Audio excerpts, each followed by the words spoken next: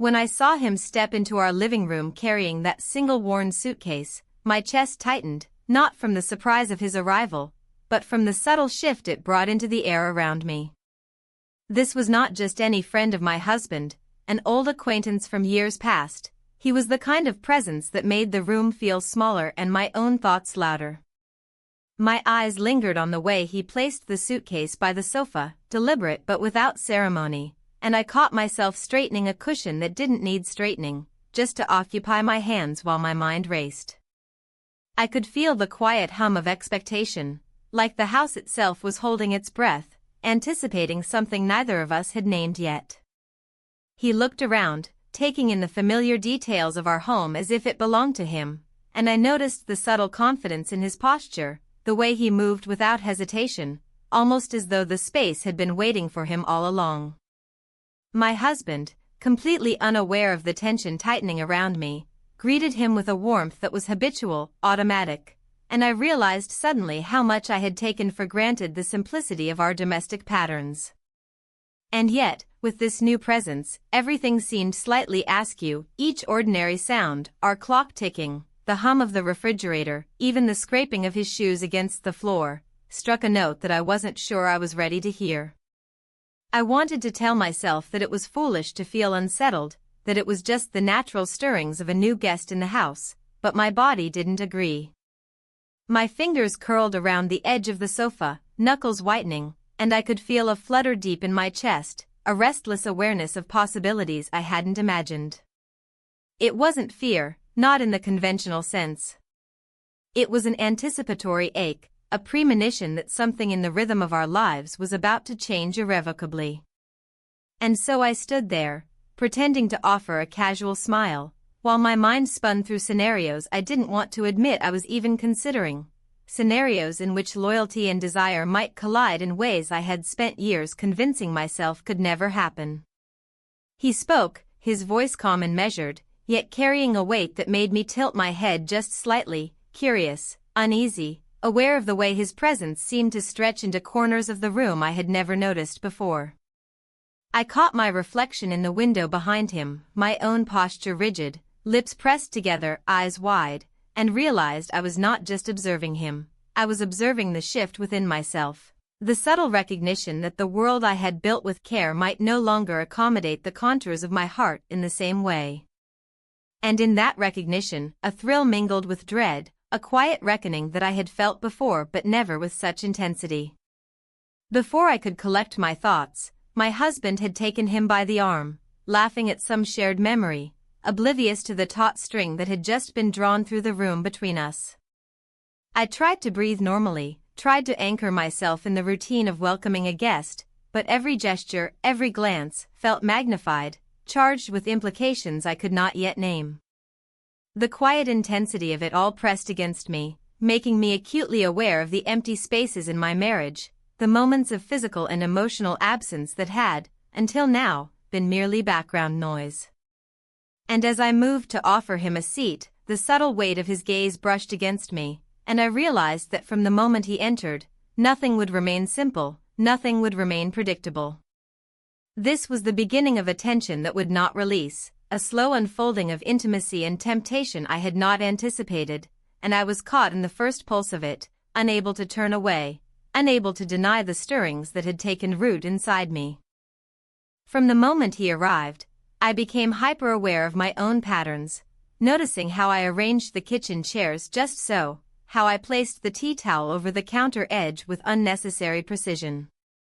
Every movement was a small act of control, a way to anchor myself in the familiar while my mind raced through the unfamiliar possibilities his presence introduced.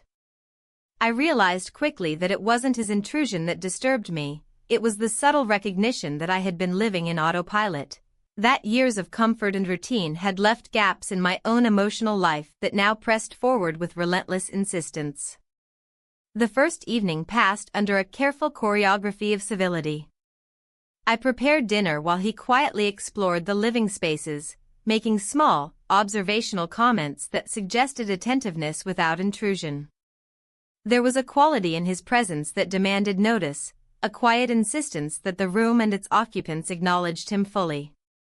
I found myself listening to the sounds of his movements as if they were a language I needed to decode, each step and shift carrying an unspoken meaning that set my heart slightly off balance.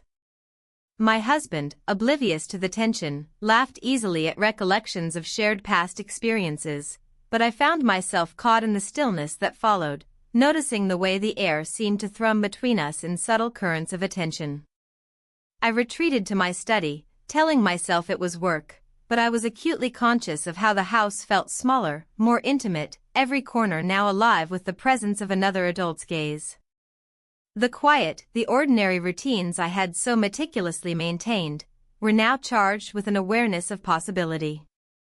I noticed how my own movements had changed, how I brushed a strand of hair behind my ear more often, how my back straightened when he entered a room, how my hands lingered over the countertop longer than necessary.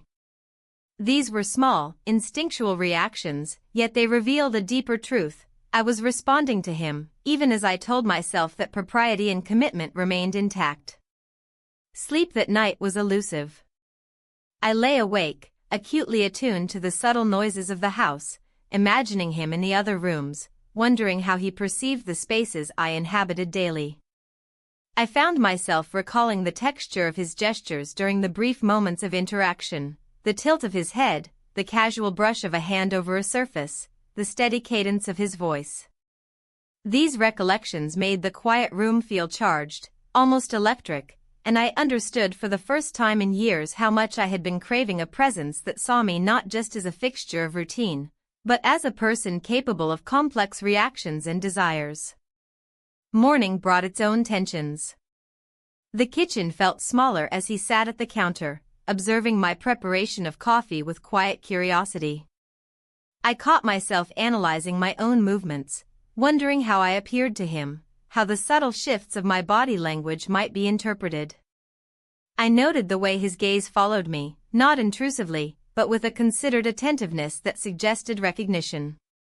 Recognition of what, I couldn't yet define, yet it stirred something unfamiliar, something I had long suppressed.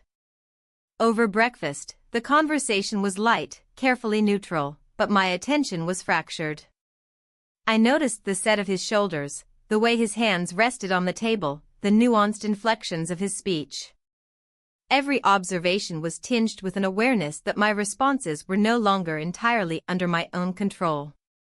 I was measuring myself against him, aware of how each word and gesture could shift the unspoken dynamics in the room. My husband, immersed in his habitual humor, seemed untouched by the subtle currents between us, which heightened my own consciousness of the space I now occupied. Throughout the day, I found myself navigating the house with heightened alertness, noting the way doors closed, the way chairs were positioned, the faint echo of footsteps in the hall. I understood that his presence had introduced a new dimension to the domestic rhythm, a layer of tension and attention that made ordinary acts feel significant. Even in solitude, I was aware of the room as a shared environment, charged with potential encounters and unspoken understandings. By evening, the strain of constant attention to both myself and him manifested in small, instinctual behaviors. I straightened cushions repeatedly, smoothed surfaces, and found excuses to move through rooms in deliberate patterns, seeking both engagement and distance simultaneously. Each encounter, each glance, carried the weight of possibility, an unarticulated question about boundaries and limits that I was not yet prepared to answer. My own reflection in the window caught my attention repeatedly, a reminder that I was both observer and participant in this new choreography. Even as the night drew in, the tension did not dissipate. I found myself imagining conversations that had not occurred, reading meanings into casual comments, and rehearsing responses I might never need. The house felt alive with potential, every shadow, every muted sound, a reminder that equilibrium had shifted. I was acutely aware of my own pulse, the subtle tension in my muscles, the awareness of how my own presence could be interpreted. It was a delicate balance between curiosity and restraint, a test of attentiveness that demanded full consciousness of both self and other. By the time I went to bed, my thoughts were a tangle of anticipations and assessments. I understood that the introduction of another adult into our home was not a simple matter of hospitality. It had created a landscape of awareness and subtle power dynamics that I could neither ignore nor fully control. The quiet of the night was both relief and torment, a canvas upon which I projected scenarios, considered possibilities, and wrestled with the first stirrings of emotional and psychological shifts that would come to define the days ahead. In the dim light, I felt the faint tremor of change settling into the core of my daily existence, an awareness that nothing would remain quite the same. The day after his arrival felt heavier than the one before, as though the air itself had thickened in anticipation of interactions I could not yet control.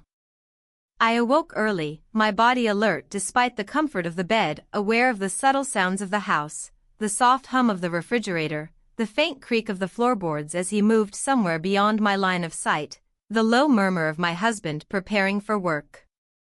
Each ordinary noise seemed magnified, loaded with unspoken meaning, a reminder that the rhythm of our home had changed irrevocably. I dressed carefully, selecting fabrics that were familiar yet comforting, acknowledging without admitting to myself that his presence had shifted the way I regarded even the smallest gestures of self-presentation. There was a tension in the air, quiet but palpable, one that demanded my attention and forced my thoughts toward corners of feeling I had long neglected. Breakfast was a study in restraint. I moved with precision, pouring coffee and arranging plates with deliberate care, aware of how his gaze followed subtle movements. He was quiet at the table, observing the routine of the household with an ease that was unsettling. My husband spoke in his habitual warmth, recounting details from his day ahead, but my attention was fractured, split between the conversation at hand and the quiet awareness of another presence in the room.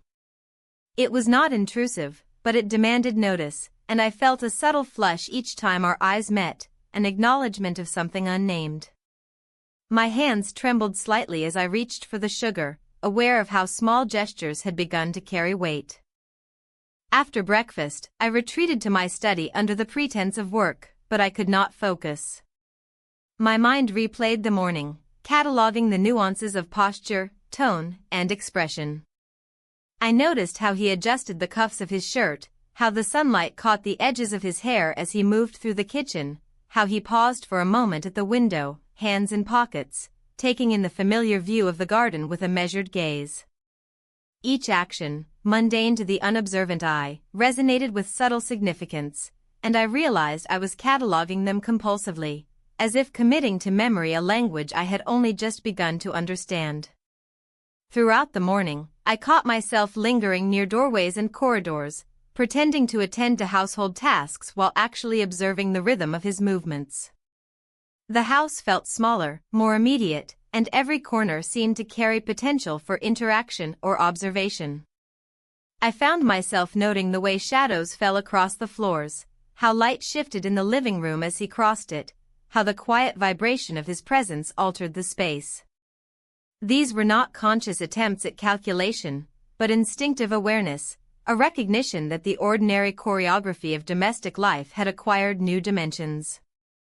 By midday, the tension had settled into a steady pulse, subtle but persistent. I prepared lunch with a deliberate slowness, chopping vegetables and arranging the table while noticing how he leaned against the counter, watching without comment. I could feel his eyes, attentive but unobtrusive, and my own body responded in ways I did not fully acknowledge, a heightened awareness of posture, gesture, and attention. Even my husband's presence in the adjoining room seemed secondary now, a constant reminder of the emotional distance that had developed between us over years of habit. I realized that the focus I once reserved for my partner now shifted, at least partially, toward this new element in our household, and the realization unsettled me more than I cared to admit. The afternoon brought errands and calls, yet my mind remained tethered to the subtle currents within the home. I found myself imagining the flow of the day, where he would move next, how our interactions might unfold, and what unspoken tensions would surface in the simplest exchanges. Each imagined scenario carried with it a cascade of emotional responses, anticipation, caution, awareness, that reminded me how unused I had become to the presence of another adult whose attention, however indirect, resonated so strongly within me. I made lists of tasks I needed to complete, yet these lists became secondary to the undercurrent of observation and analysis that dominated my consciousness. As evening approached, I began preparing a simple meal, setting the table in a way that invited routine but allowed room for interaction.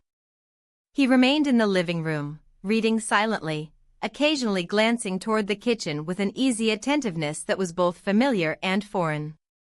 I noticed the subtle inflection in his gaze, the slight relaxation of his shoulders, the way he oriented himself toward the domestic center without seeming to claim it. Each observation heightened my awareness of my own responses, how I straightened my posture, how I lingered over movements, how my attention fractured and refocused in a continuous loop of self-monitoring and environmental assessment. Dinner arrived with an understated ceremony. My husband engaged in habitual conversation, recounting minor details from his day, punctuated by laughter and occasional gestures of familiarity. I responded politely, but my mind catalogued every nuance of interaction between the newcomer and myself. The way he paused before answering, the subtle nod, the half-smile that lingered longer than required, all these small signals created a complex web of attention and perception that held me in quiet suspense. I recognized the tension that had begun to build within me, the mixture of anticipation, curiosity, and unease that had settled into a persistent rhythm throughout the day.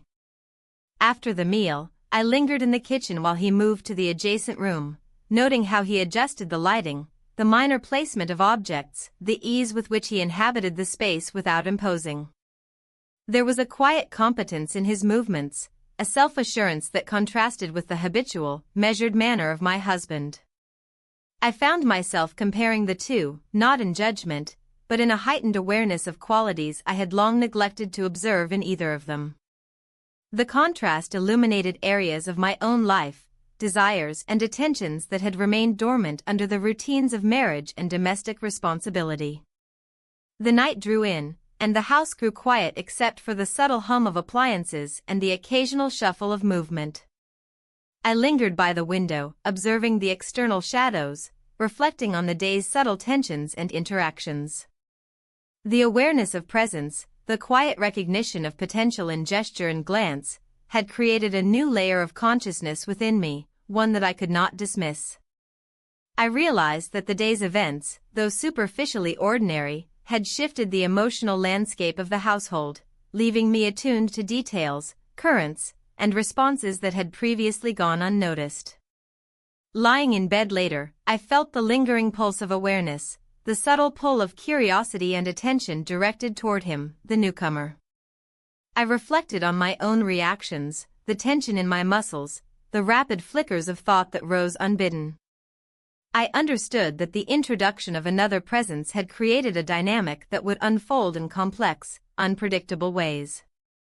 Each ordinary interaction carried new weight, each glance or gesture a potential catalyst for further awareness or emotional response. The quiet of the night emphasized the permanence of this shift, an unspoken acknowledgement that the patterns of my daily existence had been altered in ways I had only begun to perceive. By the end of the evening, I recognized a profound internal change. I was simultaneously observer and participant in the subtle choreography of our lives, aware that each action, thought, and feeling contributed to an intricate web of emotional tension. I felt a persistent hum of anticipation, an understanding that the ordinary rhythms of domesticity had been infused with a new complexity, one that would continue to shape my perceptions, reactions, and decisions in the days to come. The day had passed without incident, yet it had fundamentally redefined the emotional terrain, leaving me both aware and unsettled, attentive and uncertain, caught between familiarity and a new, compelling attentiveness that I could neither ignore nor fully comprehend. The next morning began with a strange clarity, as though the thin veil of routine had finally lifted to reveal the raw framework of our lives beneath it. I awoke before dawn, the house still immersed in silence, and lay in bed for a long time, staring at the ceiling. There was nothing dramatic to analyze from the night before, no argument, no confession, no line crossed, yet the atmosphere had undeniably shifted. I felt it in my chest like the lingering echo of something unspoken, something potent and unfinished. My body was alert, not from anxiety, but from something else, anticipation, maybe. The kind of subtle unrest that makes you listen more closely to everything, to footsteps, to doors creaking open, to your own breath in the stillness. By the time the house stirred, I had already made coffee and stood by the window with the cup warming my hands. Outside, the trees swayed slightly in the early morning breeze, but my attention wasn't really on them. It was focused inward, on the peculiar feeling of exposure I had begun to carry since his arrival. I hadn't said anything unusual. I hadn't done anything that would suggest an impropriety. But I had felt things I wasn't supposed to feel, thought things I wasn't supposed to think. And though I wore the same robe, prepared the same coffee, fed the same dog, I knew I was no longer the same woman who had done those things the week before. He appeared in the kitchen doorway around the same time as yesterday. He said good morning softly, a tone just casual enough to blend into the space we shared, and poured himself a cup of coffee without waiting for me to offer. My husband had already left for the day, something I both noticed and tried not to dwell on. There was no avoidance in our movements, but something had settled between us, the kind of wordless understanding that doesn't need to be addressed to be real. I didn't linger long after breakfast. I went to my study, pretending to be occupied with paperwork, though I only managed to answer a few emails. The rest of the time, I sat in my chair with the screen glowing in front of me and my mind elsewhere. I thought about how natural it had become to sense his presence in the house. How his quiet footfalls no longer startled me, how his voice in the next room no longer felt like an intrusion. In fact, the moments I didn't hear him were the ones that made me pause, wondering where he was, what he was thinking, whether he, too, noticed the weight of what hadn't yet happened. Around midday, I found myself in the hallway at the same time as him. We both reached for the door handle at the same moment, and our hands brushed. A small, accidental touch, but it was electric. Not in some romanticized way, not the type of sensation one writes poetry about, but in a physical, immediate awareness. Skin meeting skin. His hand pulled away politely. Mine lingered for a heartbeat too long. Neither of us said anything. That tiny contact followed me through the afternoon. It wasn't just the sensation itself, but the way it contrasted so sharply with the physical detachment I had grown accustomed to in my marriage. It wasn't about desire, at least not purely. It was about being noticed, about feeling someone's awareness rest on me with the kind of quiet intensity one hadn't realized I missed. It was about occupying space not just as a role, wife, hostess, professional, but as a person, a woman, someone capable of stirring something in another human being. I cleaned the upstairs bathroom just to stay in motion. Scrubbed the floor even though it didn't need it. Rearranged towels. Wiped down the mirror twice. All the while, my mind looped that small interaction, wondering whether it had meant anything to him, whether he had registered the moment the way I had. I scolded myself for reading too much into it, but the flush at the back of my neck said otherwise. By late afternoon, I had retreated outside to the back garden. I sat in one of the old metal chairs under the tree that used to bloom in spring but hadn't in years. The sky was gray, and the air was still. I could hear the faint clink of a fork against a plate from the kitchen window. He was eating leftovers, probably. I should have joined him. I didn't. I sat outside and stared at nothing, letting the quiet fill me. There was an ache in my chest I couldn't place, like longing, but not for a person exactly. More like for a part of myself I had misplaced over the years. When I came inside, he was at the sink rinsing dishes. I watched for a moment before stepping in. I reached for a towel, ready to dry them, and we worked side by side in silence. There was something soothing in the rhythm of it, his hands moving carefully, mine following behind. No music. No small talk. Just the gentle sounds of water and porcelain and the breath between us. He didn't look at me, but I knew he was aware of my every move. I was aware of his. We finished quickly, and I placed the last plate in the cupboard with a sense of completion that felt symbolic, though I couldn't explain why. The evening passed in slow increments. I read for a while in the living room while he occupied the guest room. At least, I assumed he was in there. The door was closed, and I didn't have the courage, or the excuse, to open it. Every few pages I turned felt like a performance of normalcy. My eyes skimmed the words, but I retained nothing. My body was restless. I shifted positions. Got up for water. Sat back down. Checked my phone, then set it face down. Time slowed. When my husband finally returned home, his presence brought an odd comfort. Not because of who he was, but because of the way he grounded the dynamic in the house. For a little while, I didn't have to be hyper-aware of where the other man was. I didn't have to monitor my every breath, every glance, every involuntary shift of my hands or body. I could simply fall into the rhythm of shared dinner conversation, polite inquiries about his day, his thoughts on the news, and what he planned to do on the weekend. But that comfort was fleeting.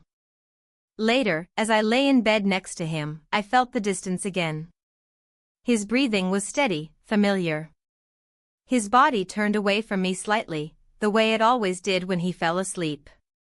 I stared at the ceiling and counted the cracks in the plaster I had meant to fix months ago. My hands rested on my stomach, still and open, as though waiting for something.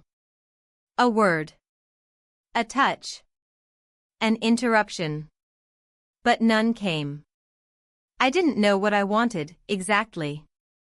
I didn't know if I wanted something to happen or if I just wanted to be wanted again. Not out of obligation or habit, but out of something that burned quietly beneath the surface, unspoken and undeniable. I turned on my side and faced the wall, closing my eyes against the quiet hum of everything that had changed since he entered our lives. That night, I dreamed of standing at the top of a staircase, unable to move, while voices echoed from rooms I couldn't enter. It wasn't a nightmare. But I woke with my heart pounding anyway. The next day unfolded slowly, like fabric being pulled taut over a frame I hadn't realized was shifting. The weight of what hadn't been said began to feel heavier than anything that had been spoken aloud. The morning passed with the quiet usualness that had defined our household for years, murmurs over coffee, the clatter of dishes, polite questions and answers passed like ceremonial phrases. And yet, beneath that surface, something pressed, growing stronger, like a current pulling just below still water. I took extra care with the laundry, folding each shirt and towel with methodical attention. I found comfort in the rhythm of it, the repetitive gestures, the predictability. My husband had left earlier for a meeting out of town and wouldn't be back until late, which left only the two of us in the house again. I told myself it didn't matter. That I had enough tasks to keep myself occupied, enough routines to lean into, enough discipline to resist the hum of awareness that buzzed just below my skin. But awareness is not so easily silenced. I found myself hesitating at doorways, listening for movement. I caught glimpses of him in ordinary places, passing through the hallway, seated by the window reading, his silhouette just visible through the glass as he stood in the backyard talking on the phone. These were not invasive moments. He didn't seek me out.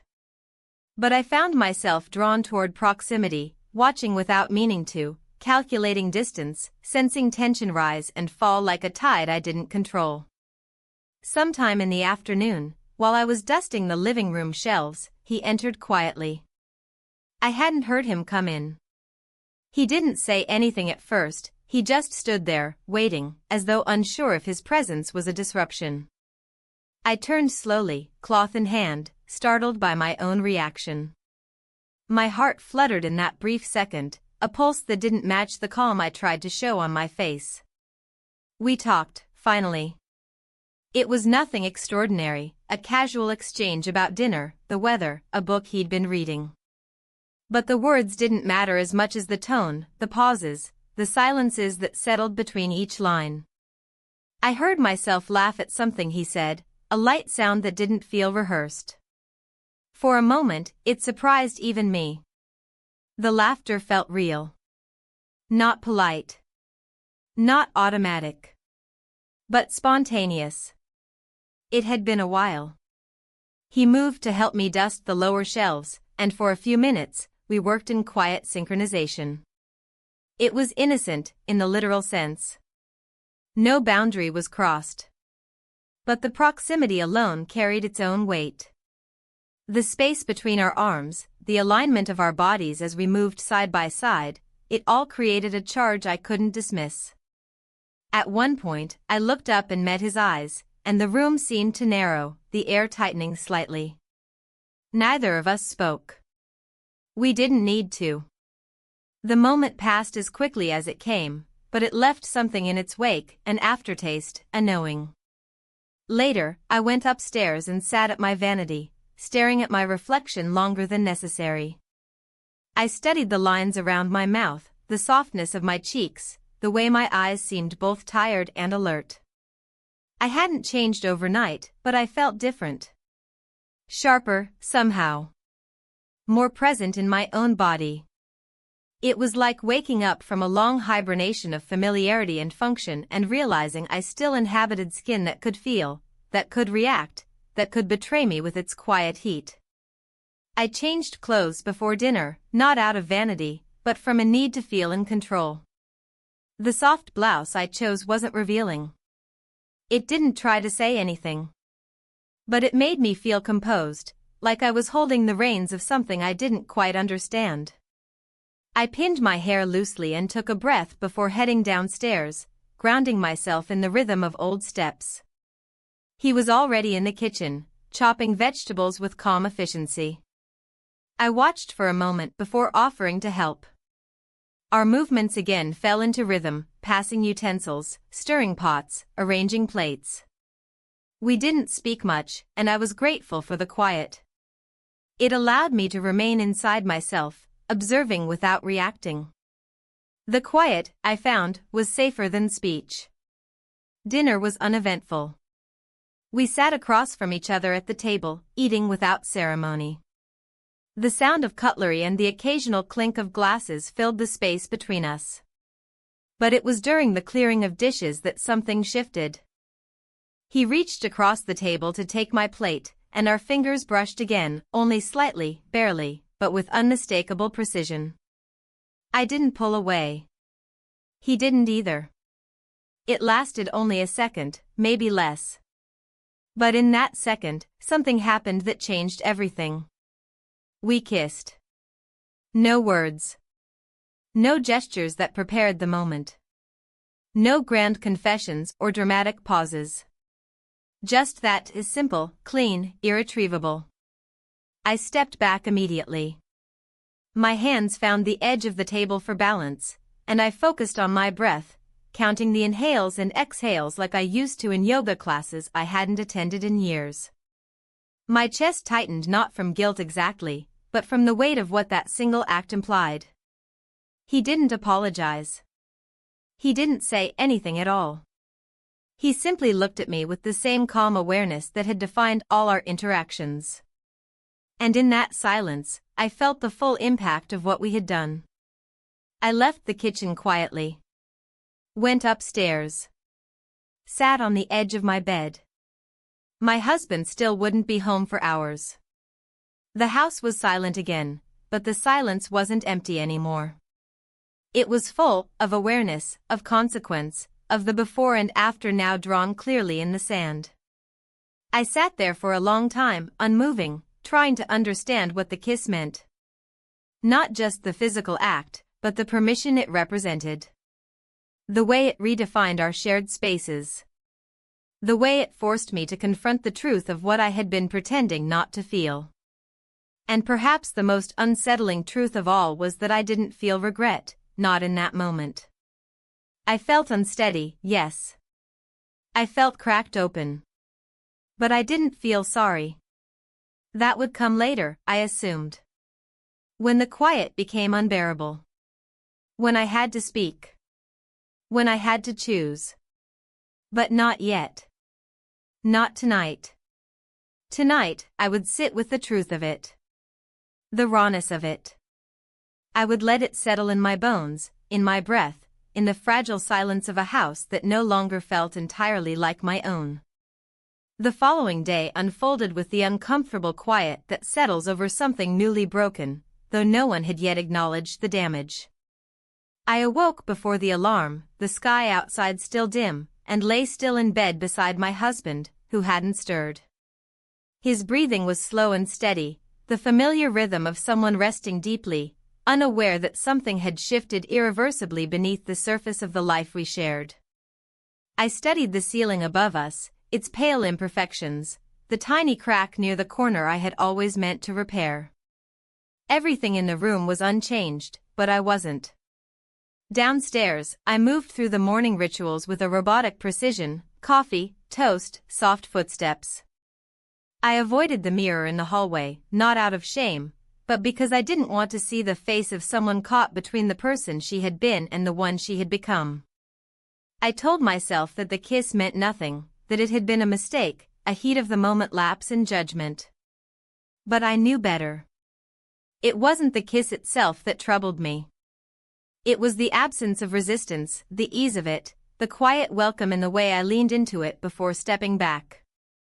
He entered the kitchen as I poured coffee into my cup, the same rhythm as any other morning, but my awareness of him had changed entirely. He didn't look at me at first. He moved with the same deliberate slowness, the same muted presence, as if the kiss had never happened. And yet, I felt it in every breath, every movement between us. I said something about the weather, I don't remember what. He responded politely. There was no tremor in his voice, no trace of acknowledgement, but beneath the surface of the words we exchanged, there was a tension so thick it could have been carved with a knife. I wanted to scream at it, to disrupt the polite fiction that had returned like a shield around us. But I also feared what would come if we let the silence speak its truth. My husband left for work just before 9, after a quick kiss on the cheek and a distracted murmur about his schedule. I watched him drive away, standing at the window with my arms crossed over my chest. As his car disappeared around the corner, I felt the weight of my own stillness press down on me. The house seemed too quiet. Too exposed. I tried to return to my routine, but everything felt forced. The laundry waited. Emails piled up unanswered. A new client had left a voicemail, her voice tentative and uncertain. I jotted down her name, but I couldn't focus long enough to call her back. I walked from room to room, unable to settle, my thoughts restless and loud. Eventually, I found myself outside, standing on the back porch with the mug of coffee I hadn't touched. The sky was bright but overcast, and the wind carried the faint scent of rain. I stared out at the lawn, watching the leaves shift in the breeze, my mind filled with fragments, his eyes just before the kiss, the warmth of his breath, the way neither of us had apologized. I didn't hear him approach. But I felt it. That small shift in the air, the subtle tightening of awareness that told me I was no longer alone. He stepped beside me without speaking, and for a long moment, we stood in silence, the world carrying on around us. A bird landed on the railing, chirped once, and flew off. The breeze picked up slightly, brushing against the sleeve of my blouse, and I shivered though I wasn't cold. He cleared his throat, quietly, as though he had something to say but wasn't sure how. I didn't look at him. I couldn't. If I did, I feared the words I'd been holding back would tumble out, careless and irreversible. I tightened my grip on the mug, grounding myself in the warmth of ceramic and routine. When I finally spoke, it was only to say I needed to go into town to pick up a few things. It was a lie. There was nothing I needed. But I needed the distance, the motion, the excuse to breathe somewhere else. He nodded once, and I turned to go inside, leaving the mug on the railing behind me. I drove aimlessly for a while. Past the usual grocery store, past the gas station, into parts of town I hadn't visited in years. I ended up parked near an old library, the kind I used to bring my son to when he was little. I sat in the car for a long time, engine off, watching people come and go. Strangers with their own routines, their own secrets, their own mistakes. I felt oddly comforted by their ordinariness. Eventually, I went inside, wandered the aisles without really seeing the titles. I let my fingers skim the spines of books without pulling any out. It was the silence I needed more than anything, the absence of decision, the permission to simply exist in a space without implication. When I returned home hours later, the house was quiet. My husband wouldn't be home for another couple of hours. I found him in the guest room, seated at the desk with a notebook open. He looked up when I entered, but didn't speak. I told him dinner would be ready soon, and he nodded. The words felt hollow, like an old script we both remembered but no longer believed in. Later, as we moved around the kitchen together, I was reminded of the rhythm we had fallen into. How easily we shared space. How efficient we had become at avoiding the obvious. And yet, every time our hands brushed, every time our arms came close, I felt the echo of that kiss. Not just in memory, but in the body, in the shallow breaths, the tightening in my throat, the way my fingers lingered for a second too long. After dinner, I stood at the sink rinsing dishes. He dried them silently, and for a moment, we moved as though nothing had changed. But everything had. We kissed. Again. Just like the first time, brief, quiet, irreversible. We kissed. And then it was over. He stepped away. I turned back to the sink. The water ran too hot. My hands trembled.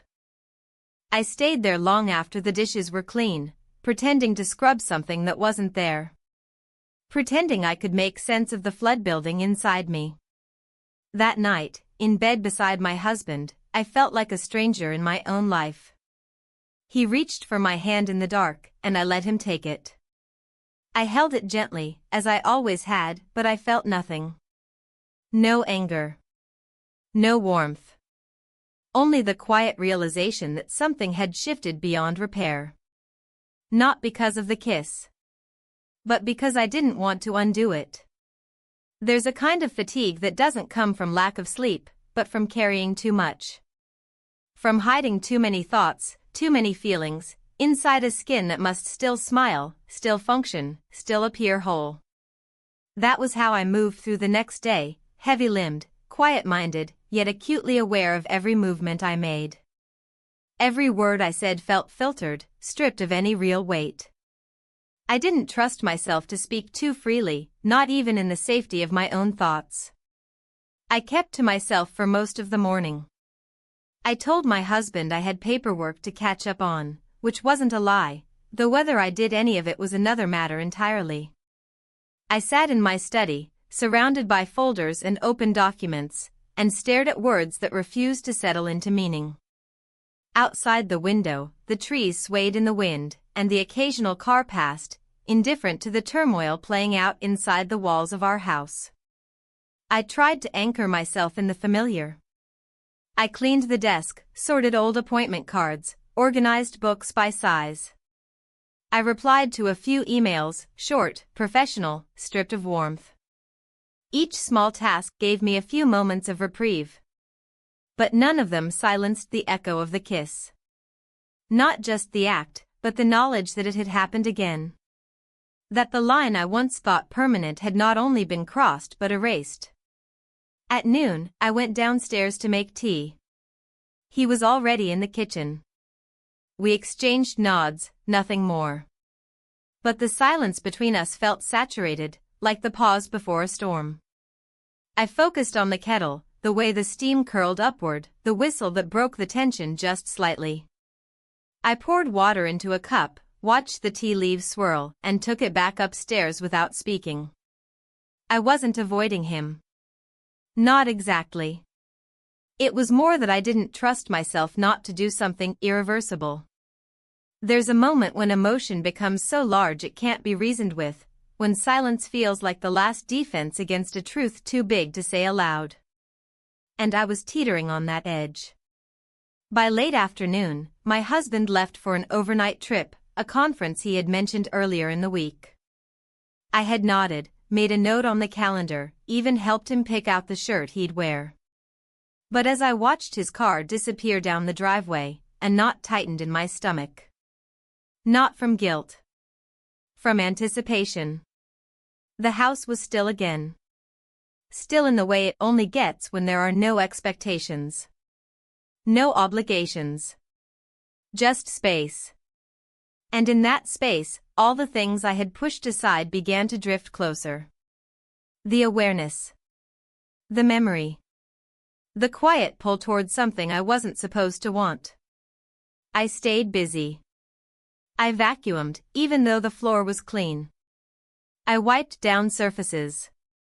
Rearranged books that didn't need rearranging. I told myself these were just habits, but they were more than that. They were a way to delay the inevitable. Eventually, I ended up in the backyard. The sun was lower in the sky, casting long shadows across the grass. I sat on the edge of the wooden deck, hands resting in my lap, eyes fixed on nothing in particular. My heart felt loud in my chest. My skin, too aware of the breeze. He appeared without a sound, as he often did. Not like he was sneaking, but as if he'd always been there. He stood a few feet away, hands in his pockets, not saying anything. The silence between us wasn't empty, it was dense, shaped by everything that had come before it. I turned to look at him fully for the first time that day. He met my gaze without flinching, but without pressure either. There was no question in his expression. No demand. Just recognition. And something like patience. I didn't move. I didn't speak. I didn't even breathe for a moment. And then we spent the night together. It wasn't planned. It wasn't discussed. It simply unfolded, quiet and steady, like a current pulling us both forward. There was no ceremony, no declarations, no grand unraveling. Just proximity. Just presence. And after? The house was silent again. I lay awake, staring at the ceiling in the guest room, my fingers curled around the edge of the sheet. He had already fallen asleep, his breath even and deep beside me. I listened to it, counting the pauses, the inhales and exhales. My mind didn't race. That surprised me. I had expected panic, guilt, a flood of conflicting emotion. But what I felt instead was stillness. A strange kind of calm that felt almost out of place. It wasn't joy. It wasn't regret either. It was something quieter, something closer to resignation. Or maybe realization. That the distance I had spent so long pretending wasn't there between my husband and me, had already done its damage. That this wasn't a spontaneous rupture, but the slow result of many years of quiet disconnection.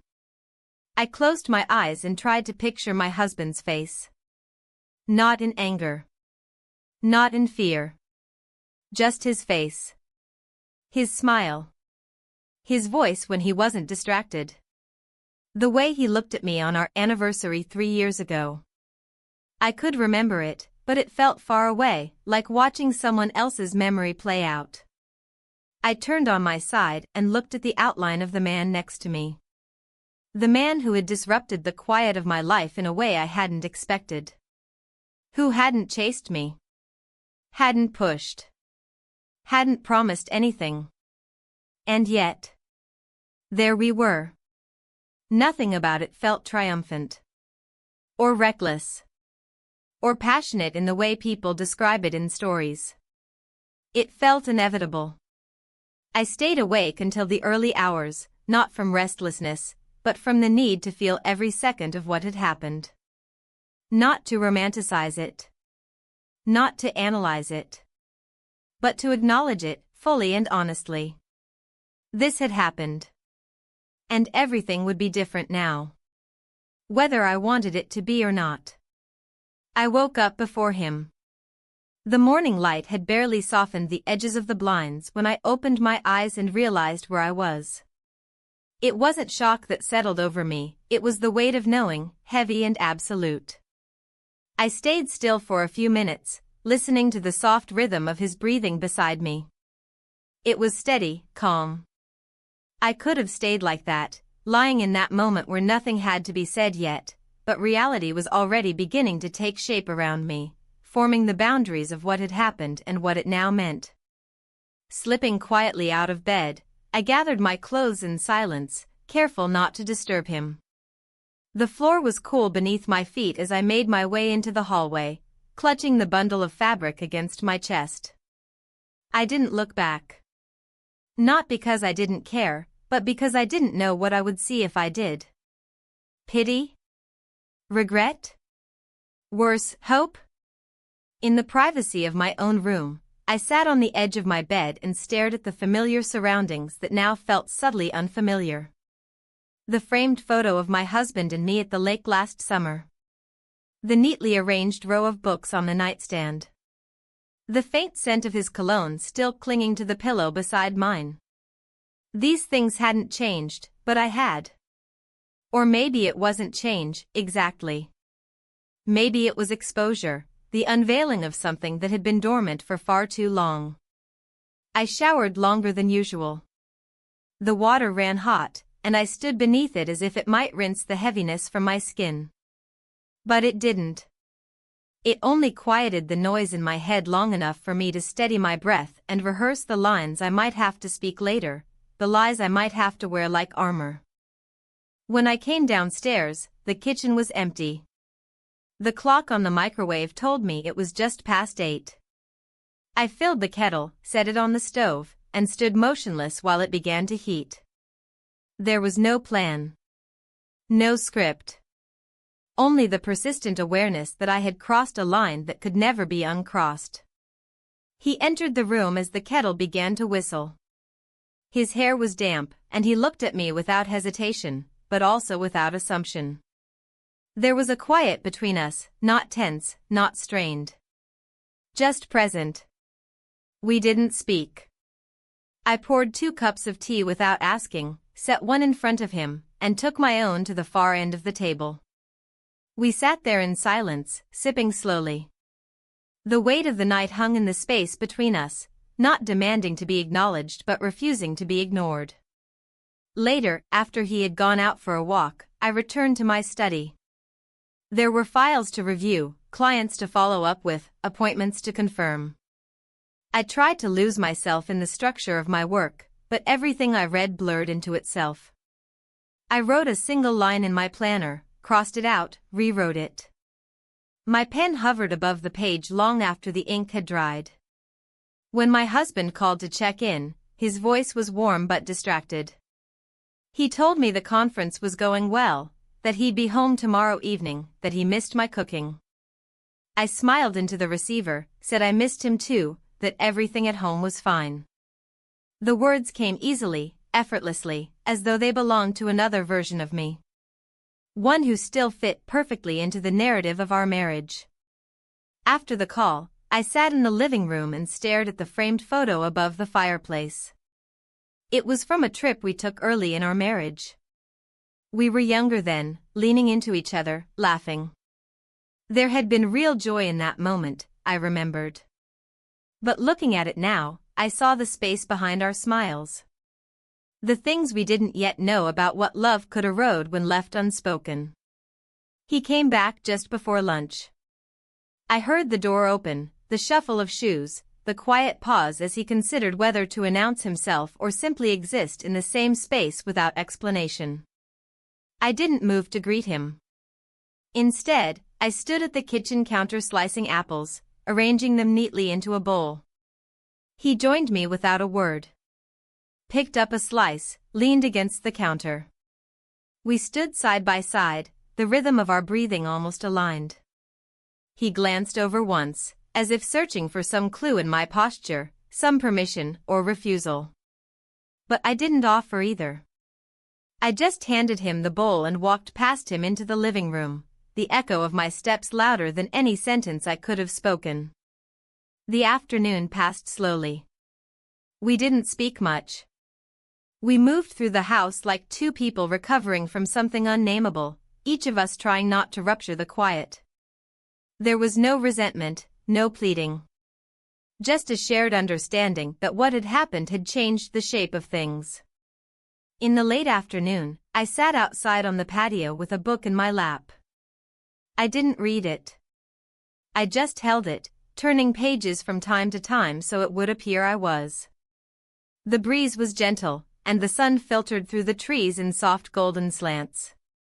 He sat on the steps a few feet away, not watching me, but not entirely elsewhere either. The silence between us had grown companionable. Not comforting, exactly, but tolerable. We had, in a way, returned to the pattern that had preceded the rupture, moving near each other, skimming the surface of routine, careful not to let the undercurrent pull us back into something that couldn't be undone a second time. That night, we had dinner together. Pasta, salad, a quiet table. We talked about practicalities, groceries, the weather, a leaky faucet in the guest bathroom. The kind of conversation that keeps people from unraveling. I listened to his voice, the way it stayed steady, how he avoided eye contact for just a beat too long after every sentence. When the dishes were done, I retreated upstairs. Not out of avoidance, but because I needed the space. In my room, I sat by the window and watched the sky darken. The lights of nearby houses flicked on one by one, small squares of domestic order glowing into the night. I wondered what it looked like from outside, our house, its windows, its warmth. I wondered if anyone could see the fracture behind the glass. I went to bed early, not out of tiredness, but because I didn't know what else to do. I lay still, eyes open, listening to the quiet creak of the house settling into itself. There were no footsteps in the hallway. No knocks on my door. No words exchanged. Just silence. And in that silence, I understood something new, that consequences don't always arrive with drama. Sometimes they seep in slowly, taking root in the quiet spaces where choices settle. And I had made mine. The next morning arrived with a dull ache that stretched across my chest, the kind of ache that doesn't announce itself in sharp pangs, but in quiet heaviness. I lay awake long before the sunlight had a chance to filter through the curtains, trying to identify the sensation. It wasn't regret, not exactly. It wasn't guilt either, though perhaps it should have been. What I felt was a kind of mourning, a grief not for what I had done, but for what I knew could never return to the way it was. Downstairs, the house moved as it always did. Pipes groaned as they adjusted to warm water. Floorboards creaked in familiar protest under shifting weight. A cabinet door clicked shut. Somewhere, a spoon clinked against porcelain. Every sound, every motion, was wrapped in silence that was too intentional to be casual. He was awake. He was moving through the same motions as I was, but neither of us approached the other. Not out of hostility, but out of preservation. I took my time dressing, choosing comfort over presentation, loose fabrics that didn't remind me of yesterday or the night before. When I finally stepped into the kitchen, he was seated at the table with a cup of coffee, reading something, though I doubted he was absorbing a single word. His shoulders straightened when he noticed me, but he didn't lift his head. I poured my own cup, my hand steady out of practice more than peace. We exchanged brief greetings. Not cold, not forced. But neutral. Polite. We both knew how to perform stability. We had mastered the art of seamlessness, even when the seams had frayed. As we moved through the morning, I watched him from behind the facade of routine. The way he avoided lingering too long in any room I entered. The way he didn't ask questions, didn't offer thoughts. I understood what he was doing. He was giving me space. And I hated that I needed it. What surprised me, though, was the weight of the loneliness that began to settle into my bones. It wasn't the absence of my husband, nor the emotional distance I had grown used to. It was this quiet space between me and the man who had, without saying so, become someone I leaned into without even noticing. And now that we had crossed that invisible line, now that the night had ended and left us in its wake, there was nowhere to go but apart. I spent most of the morning upstairs, pacing between tasks I couldn't complete. I attempted to respond to a client inquiry but deleted every sentence I wrote. I picked up a book only to stare at the same paragraph for half an hour. I opened the window, let the breeze in, hoping that fresh air might lift the weight pressing down on me. It didn't. By midday, I made myself leave the house. I drove aimlessly, letting the familiar streets of the neighborhood pass in a blur. I stopped at a small cafe and ordered something I didn't want, just to avoid returning home too soon. I sat by the window, watching people walk by, each of them carrying invisible stories of their own. I wondered if any of them had ever sat in a similar silence, unsure how to exist inside the life they'd built for themselves. When I returned later that afternoon, his car was gone. The driveway was empty, the garage untouched. For a moment, I felt relief, an exhale I hadn't realized I was holding. But that was followed closely by something else. A tightening in my chest. A flicker of panic. He hadn't left a note. No message. No text. Nothing to explain where he had gone or when he would be back. And though there was no agreement between us, no claim, no arrangement, the absence felt sharper than I expected. It wasn't that I needed him to stay. I just hadn't considered what it would feel like if he left. I busied myself in the kitchen, chopping vegetables I didn't plan to cook, organizing the spice rack alphabetically. I opened and closed cabinets just to feel the motion of doing something. I told myself he would return. That this wasn't a disappearance. Just space. A natural retreat from something that had unfolded too fast, too far. But hours passed. Evening arrived. The sun dipped low behind the trees, casting orange streaks across the windows, and still the driveway remained empty. My husband called sometime after 7. He sounded tired. Said the meetings had run late. That he'd be home within the hour. I answered with the usual hums and affirmations, my voice steady, calm. As if nothing about the world had shifted since he'd left. As if I wasn't waiting for someone else's car to pull into the driveway before his did. He arrived just after 8. I heard the familiar slam of the car door, the rattle of keys, the rhythm of shoes against the tile. He entered with a smile, a hug, a kiss on the cheek. I responded in kind, automatic, practiced. He didn't notice anything different. Why would he? I had spent years teaching him how to believe in the illusion of my steadiness. We ate together. He told me about the conference, about a colleague's bad presentation, about hotel breakfast being worse than expected. I nodded, asked questions, offered laughter at the right moments. But inside, my thoughts drifted. I wondered where the other man had gone. Why he had left without a word. Whether he would come back. Whether he had decided that what happened between us could not coexist with the life I had returned to so effortlessly. After dinner, I cleaned up while my husband disappeared upstairs to unpack. I moved slowly, deliberately. The sound of water running, the clinking of plates, the wiping of counters, all of it filled the space where words might have gone if I had been brave enough to speak them. That night, I lay in bed with my husband beside me, the room dark except for the faint glow of the streetlight beyond the window. He fell asleep quickly. His breath softened, his limbs relaxed, and I stared at the ceiling again, listening to the hum of the fan, the occasional creak of the house. And then I heard it. A car. The sound of tires against gravel. A door closing. Footsteps. Not heavy. Not hurried. But unmistakably familiar. I didn't get up. I didn't move to the window.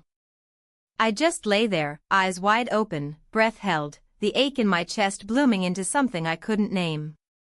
He was back. And somehow, that changed everything again. But this time, I didn't feel stillness. I felt unrest. Because the longer I lay there in the silence, the more I realized. I had never actually left the moment we kissed. I had only stepped around it, pretending the path led somewhere else. The next morning unfolded with a muted tension, the kind that sits just beneath the skin, invisible to anyone not paying close attention. My husband was already gone when I woke up, off to the office early, leaving behind the faintest trace of his cologne and the indentation of his body on the other side of the bed. The house felt oddly still in his absence, but not in the way it used to. Now, the quiet vibrated with what was unsaid, with what had been done and could never be undone. I moved through the kitchen with deliberate care, pouring coffee, washing fruit, straightening the placemats even though no one else would notice. He hadn't spoken to me the night before, not a word, not even a glance, but the sound of the car, the closing door, the rhythm of footsteps that had returned just before midnight. I knew it was him. I had laid in bed with eyes wide open, tracing the familiar cadence of his arrival and listening to the silence that followed. By the time I entered the living room, the guest room door was ajar. He wasn't inside. The bed was neatly made, the window cracked open to let in the morning breeze, and the only sign of his presence was the faint scent of soap still lingering in the air. I stood there for a long time, unsure whether I wanted him to be gone or to reappear. When I stepped out onto the back patio, he was already sitting in one of the wooden chairs, facing the trees, a cup of coffee resting loosely in his hands. He didn't turn when he heard me. Didn't speak. I stood behind him for a moment, watching the way his shoulders held themselves, upright, restrained, as if he were bracing against something invisible. And I realized, he didn't know where we stood either. I sat in the chair beside him without asking. The silence stretched between us, not uncomfortable, but careful. We weren't avoiding each other anymore, but neither of us knew how to return to what we had pretended was neutrality. That version of the relationship was gone now, replaced by something that could not be undone with distance or politeness. Eventually, I broke the silence. I said something small, insignificant, about the weather, or maybe the garden. I can't remember what it was.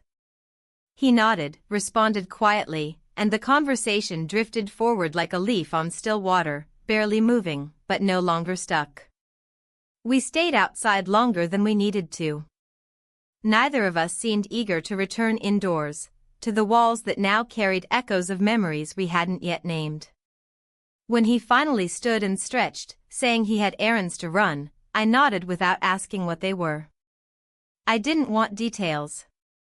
I didn't want promises. I just wanted the space between us to remain intact, however fragile it had become. He left mid-morning. No suitcase. No goodbye. Just the sound of the door closing softly behind him.